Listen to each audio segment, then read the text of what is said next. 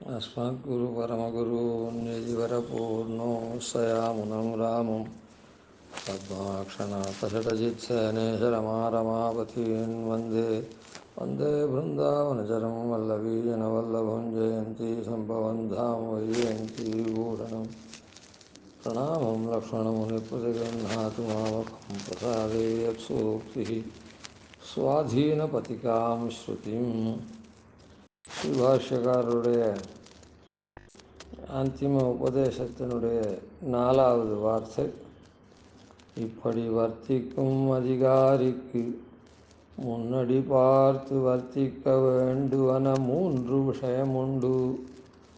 அவையாவன அனுகூலர் என்றும் பிரதிகூலர் என்றும் அனுபயரென்றும்.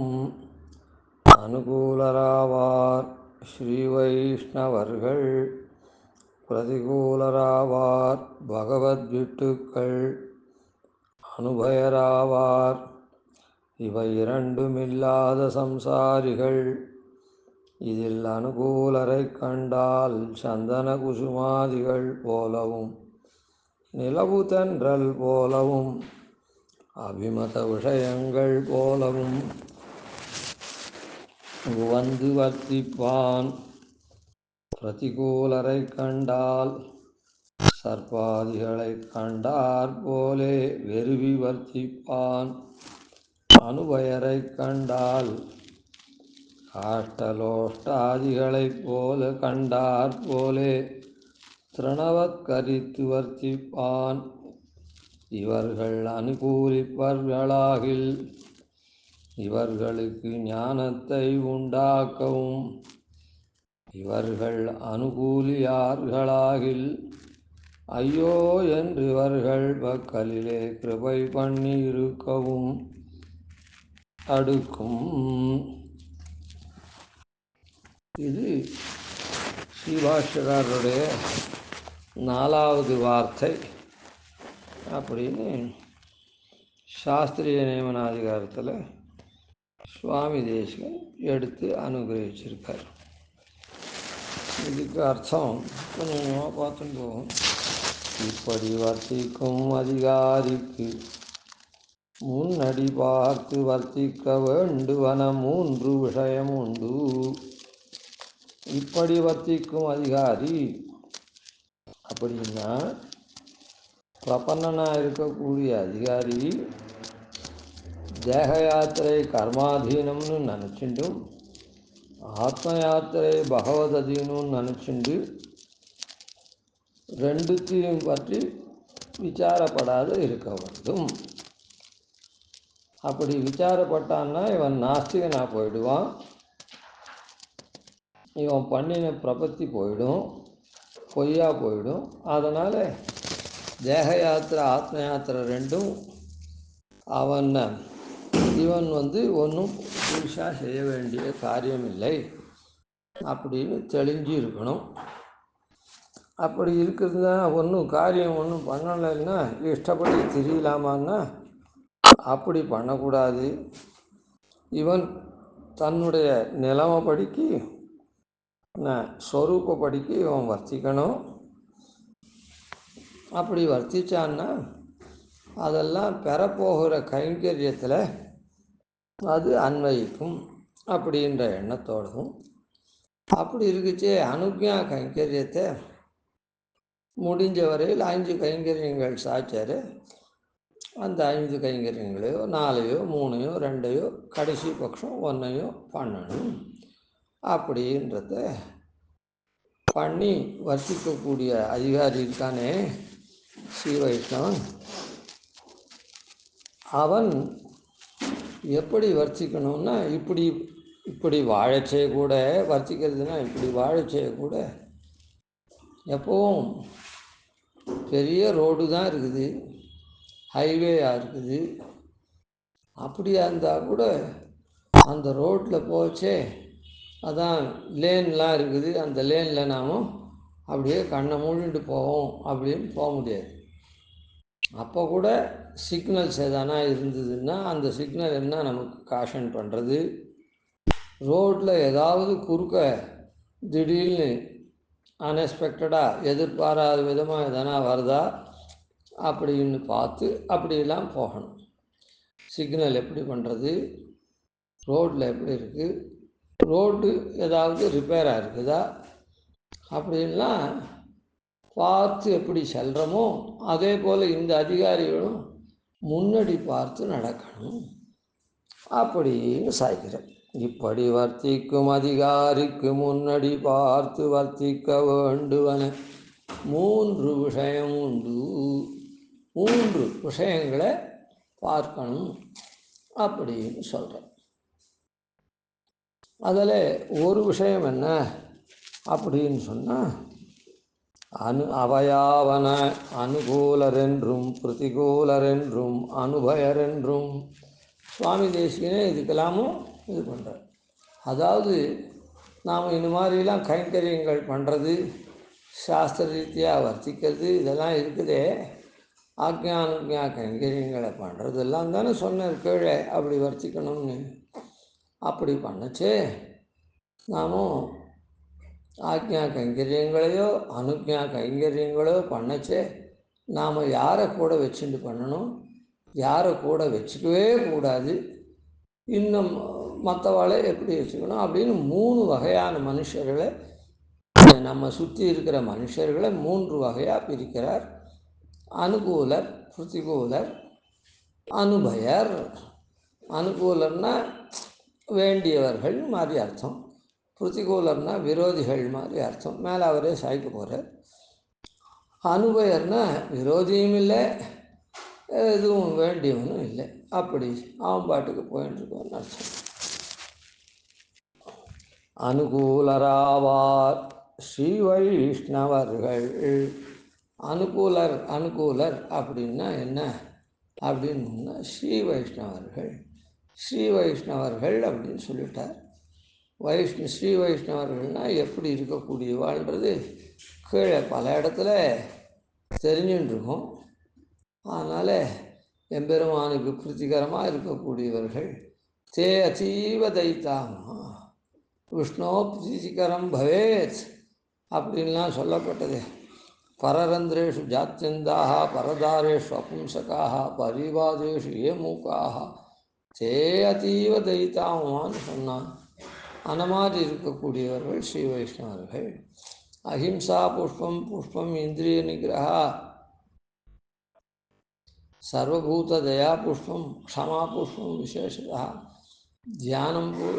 ஞானம் புஷ்பம் தப புஷ்பம் தியானம் புஷ்பம் ததைவச்சா சத்தியம் அஷ்டவிதம் புஷ்பம் விஷ்ணு பிரீத்திகரம் பவேத் அப்படின்னு சொல்லப்பட்டது.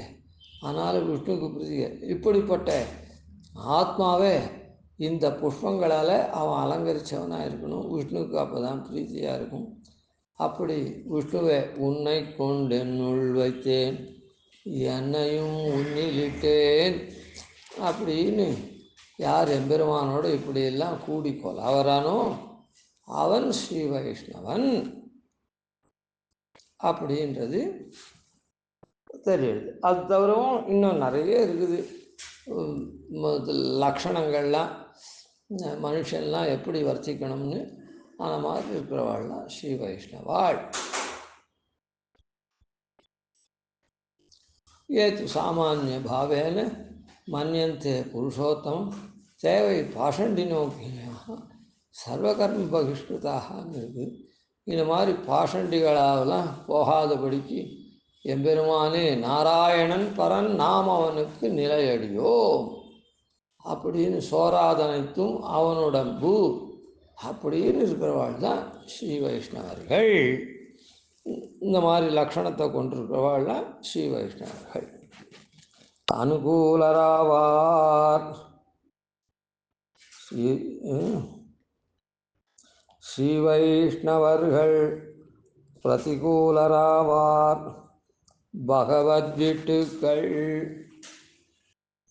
பிரதிகூலர் யாரு அப்படின்னா பகவத் வீட்டுக்கள், பகவானை தேசிக்கிறவர்கள். நமாம் துஷ்கிருத்தினோ மூடாக பிரபத்யந்தே நராதமாக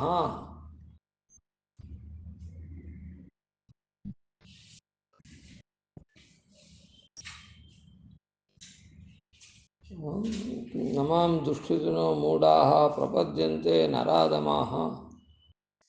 அப்புறம் ஆசுரம் பாவமாஸ்ரிதாக மாயையா அபகிருத ஜானாக ஆசுரம் பாவமாஸ்ரிதாக அப்படின்னு கண்ணனே கீதையிலே அதை துஷ்கிருத்திகளாக இருக்கக்கூடிய பகவத் விட்டுக்களே தன்னை சரணாகதி பண்ணாதவர்களை 4 வகையாக பிரித்து சொன்னான்.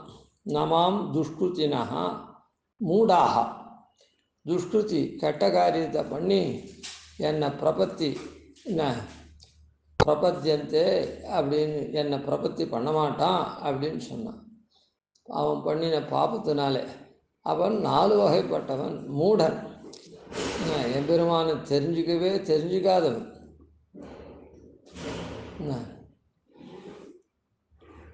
நமாம் துஷ்கிருத்தினோ மூடாக பிரபத்யந்தே, அதான் ந பிரபத்யந்தே, மாம் ந பிரபத்யந்தே. சரி, மூடாக நராதமாக, பிறந்தும் கெட்டவன். ஞானம் இருந்தால் கூட அவன் என்ன பண்ணுறான், பெருமாளுடைய உயர்ச்சியான தன்மையை பார்க்குறான், தன்னுடைய தாழ்மையான தன்மையை பார்க்குறான். அதை மாத்திரம் பார்த்துட்டு அவன் ஒதுங்கிடுறான். அம்மான் ஆழிப்பிறான் அவனம்பிடத்தான் யானார் அப்படின்னு ஆழ்வார் சொன்னார். அதை போல பெருமாளுக்கு அந்த பரத்துவத்தை கண்டு ஒதுங்கிடுறான். ஆனால் அவனுக்கு ஒரு சௌலபியம் இருக்குது அப்படின்றத எள்ளளவும் நினைக்காது இருக்கானே, அவன்தான். நாம் துஷ்கிருத்தினோ மூடாக பிரபத்தியந்தே நராதமாக. அதனால் பிறந்தும் கெட்டவனாக இருக்கான். மாயையா பகிர்த ஞானாக, மாயினாலே போக்கடிக்கப்பட்ட ஞானத்தை உடையவனாக இருக்கான். அவன் என்ன பண்ணுறான்,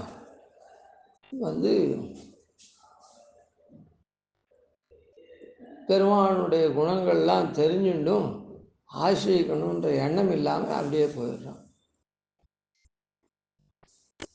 ஆசுரம் பாவம் ஆசிரிதாக, அந்த பெருமானுடைய நல்ல குணத்தையே அவன் தீய குணமாக வர்ணிச்சுட்டு போகக்கூடிய அசுர பிரகிருத்தியாக இருக்கான்.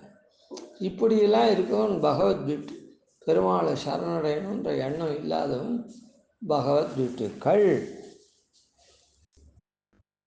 அனுபயராவார் இவ்விரண்டுமில்லாத சம்சாரிகள். அவள் என்ன, பகவான் இடத்துல பிரீத்தியும் வைக்க மாட்டா, விரோதம் வைக்க மாட்டா. அவள் பாட்டுக்கு என்ன பண்ணுவா, பகவான் ஒருத்தன் இருக்கான்னு அதெல்லாம் பற்றி அவளுக்கு சிந்தனை கிடையாது. இருக்கான்னு சொல்கிறவாளை தூஷிக்கிறதும் கிடையாது. என்ன துவேஷிகளாக இருக்காளே அவள் பக்கமும் ஆமாம் அதெல்லாம் அப்படின்னு பகவானை துவேஷிக்கிறதும் கிடையாது. அவள் என்ன பண்ணுறா, உண்டியே உடையே உகந்தோடும், தனக்கு வயத்துக்கு பார்க்கறது, உகப்பாக இருக்கக்கூடியதான காரியங்கள்லாம் பண்ணுறது, அதான் தனக்கு உகப்பாக இருக்கக்கூடிய காரியங்களை சம்பாதிச்சு ஆடை அணிகளெல்லாம் போட்டுண்டு நல்லா கேளிக்கையெல்லாம் ஈடுபட்டுண்டு அப்படி போயின்னு இருக்கானே, அவன் அனுபயர். அவன் பெருமாளை வணங்கவும் மாட்டான், ஸ்தோத்திரமும் பண்ண மாட்டான், துவேஷிக்கவும் மாட்டான். அவன்தான் அனுபயர். இப்படி 3 பேரை நாம் பார்த்து, 3 வகையான பேர் தான் லோகத்தில் இருக்கவா. அவளை பார்த்து நாம் சரியாக வர்த்திக்கணும் அப்படின்னு சாய்க்கிறேன். நம்முடைய நடவோட பாவனைலாம் அவளை இப்படி 3 பேரோட எப்படி நாம் வர்த்திக்கணும் அப்படின்ற விஷயத்தை மேலே சாய்க்கிறார். அதை நாளைக்கு நாம் பார்ப்போம். கவிதார்க்கே சிம்ஹாய கல்யாண குணசாலினே ஸ்ரீமதே வெங்கடேஷாய வேதாந்த குரவே நமः. ஆதிவன்ஷடகோபாதீனி திவர்யான் பஜே நிஷம் ஸ்ரீரங்கபூர்வஷடதிசானபதாஸ்ரீயம் ஸ்ரீவத்சவம் சிலகம் வந்தே ஸ்ரீகிருஷ்ணதேசிகம்.